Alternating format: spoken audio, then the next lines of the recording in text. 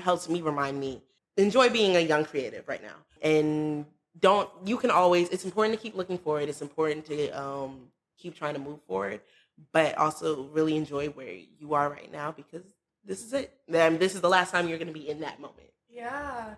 Issa Rae said that one time, and she's someone I look up to greatly. And she said that everyone's always so focused on networking up when really we should be focused on networking across. Like this podcast, like connecting your castmates and everything that's working with the people around you.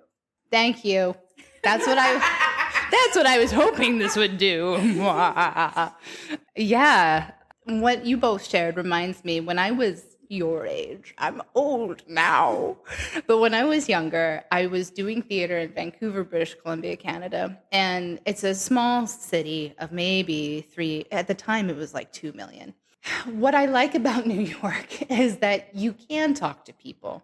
Like one of the first things I did when I was visiting here to do Janani's other play last October was I went to Juilliard and I met my vocal instructor. It was through the extension program for voice.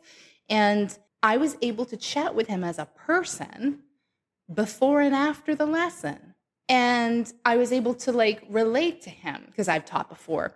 I have a teaching background in music, not of course to the level of Juilliard, but I really valued that, and being able to come alongside and to see each other as human beings outside of the characters we're cast as, outside of, say the crew role that we're working on a project, and outside of what the project can do for us, like you mentioned, that's the most authentic way to express love through the arts, in my opinion.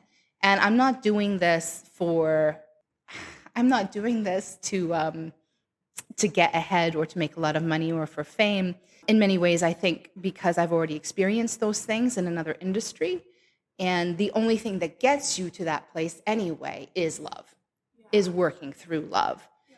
And there's such a huge heart to this city, and it's very clear sometimes, the avarice, the greed, and then the authenticity, the community, the love, the mutual aid, the coming alongside with one another. And that's where the best works are made. So what are some of your favorite places to consume new works or to learn and get inspired by others in the city? I love Soho Rep House. They have 99-cent Sundays where they do their plays. They're an off-Broadway house. I look on Eventbrite for a lot of free events. You can look on the map to see what's near you. I live near Columbia University, so they have performances all the time. Yeah, I love Eventbrite. I'll also say, I find a lot of stuff through Eventbrite, or I'll just be scrolling through Instagram and I'll see someone will post something. I feel like every festival, every parade that I go to, there's some type of artistic work that I find, and I'm just like, oh, well, I didn't even have to travel far. Yeah. So I know that kind of sounds irritating to come from and I'm not trying to gatekeeper or anything like that, but sometimes you literally just need to walk out and you will stumble upon something. Or additionally, what I will say is that is great about the city, even though it is extremely expensive, there are a lot of free events that you can just go and meet people. For example, one of my favorites is the Bryant Park movie series. Yes. Even though it's very, very hard to get a seat and you feel like you're fighting to get space on the lawn, I feel like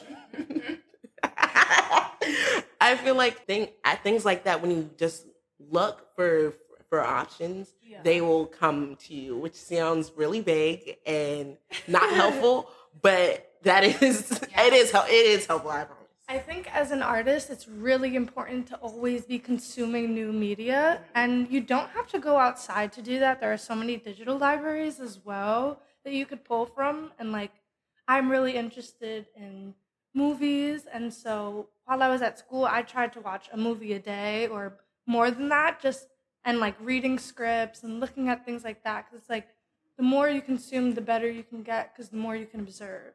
Reading scripts is actually so helpful, especially for your favorite things.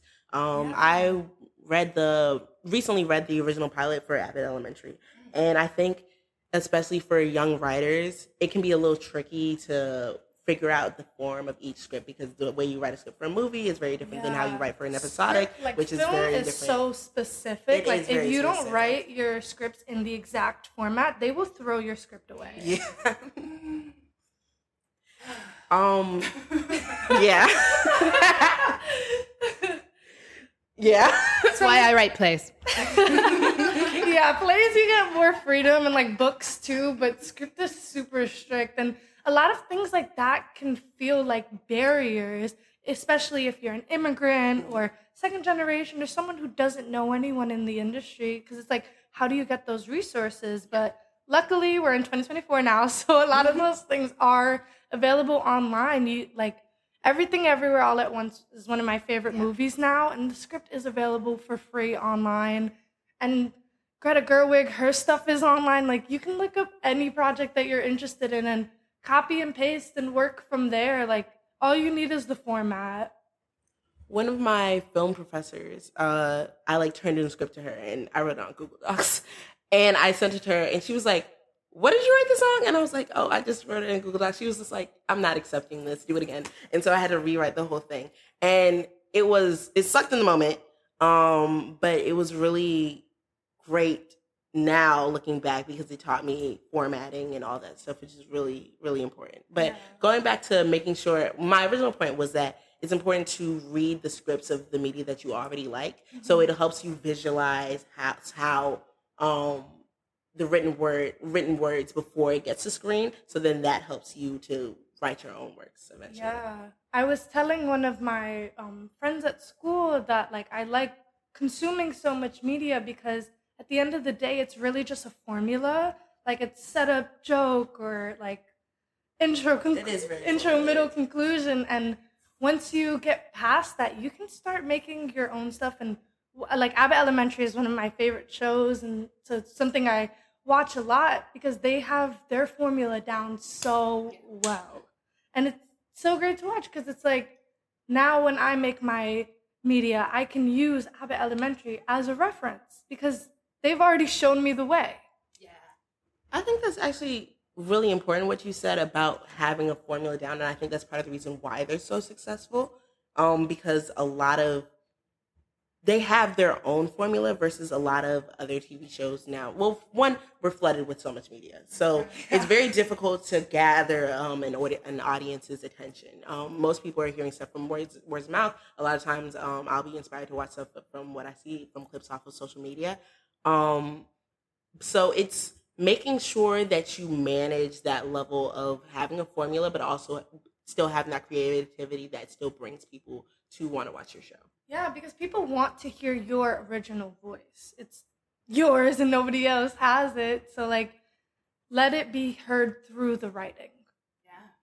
And so what kinds of things are you working on with your writing currently? Currently, I'm working on some like sketch comedy things. I'm hoping one day to be led down an SNL path. I love SNL. And I'd love to be a writer for them or a PA or literally anything. Like I'll hold the doors or something. Yeah. How about yourself? I'm writing shorts. I feel like I'm always writing shorts. I gotta kind of get out of the mold of just writing shorts. But I think I really like that medium because for me, I've always been someone who writes too much. And so shorts keep me short. And really makes me more intentional, specifically in my dialogue and making sure that what I'm writing and the words that I'm giving my character, they're meaningful and impactful. I'm not just writing down words, just be writing down words. Yeah. But I probably do need to branch out into the types of stuff that I'm writing a little bit. I'm currently working on this movie that I don't know will ever be produced, but it's like a coming of age film, and I've been having a really fun time writing it and like finding her in it. And yeah, I think it's just like practicing this skill of writing, even if you don't have any intention of producing it, just creating work and getting into that rhythm is really helpful. Yeah. And if people want to see anything that you have available that's been produced or distributed or in the works of being, is there anywhere they can go to find it? I have some videos up on my YouTube, which you could find through my Instagram. genesis.taina. Any future works will be posted on Instagram. So yeah. I'm so sensitive about my work. I want no one to see it. But you can find most of my works through my Instagram, which is son of Ellis with a U.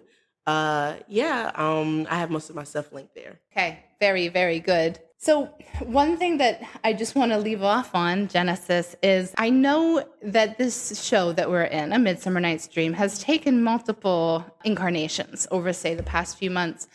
Your role of Moon Fairy mechanical man who later plays Moon in the Play Within a Play is probably one of the most labor-intensive roles that we have in the show, because you're constantly on stage, you're constantly performing as some character, or you're moving around costumes or props to set up the next scene. So how do you stay so organized and focused in your work as a performer? I actually do a lot to stay organized. I'm like so surprised by that question. Like that question for you. Yeah, I on a general keep a daily planner, I have a Google Docs with all of my exits and entrances and props. I can't believe you asked me this question because I really am so organized.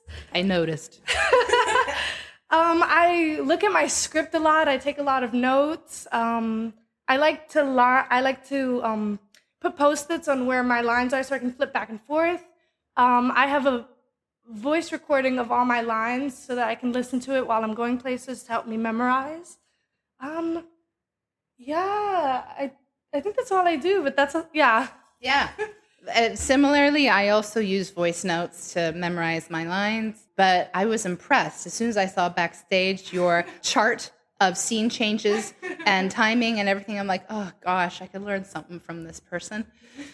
Any last words, any last thoughts that you'd like to finish off on our conversation today? I just love theater. I love the arts. I love film. And I hope people keep coming to shows and watching movies. And I hope people hire me. I feel like we're in a very transitional phase in terms of the media, the types of media that we consume, especially because we're still figuring out what this streaming thing is exactly and how will that affect us. And now streaming is kind of turning into cable in a weird way. And so I think from that, it's been a little rough in terms of content, but we're about to, I don't know. And then I'm hopeful. I feel like in the next 5 to 10 years, we're going to be in a renaissance. And in 30 years from now, everyone's just going to be like, oh my gosh, I love 20s movies or something like that, or love 20s TV shows. So I'm excited. If there's any execs, hire me. I'm really talented. And also make sure you give pay your interns and give them a chance. Yeah. Yeah. Yeah, that's right. You heard it from 2 young industry professionals. I am going to remember everything that they said and follow them, and you should too. And yes, thanks again for listening to another episode of Saturday Night Shrinking. Bye-bye.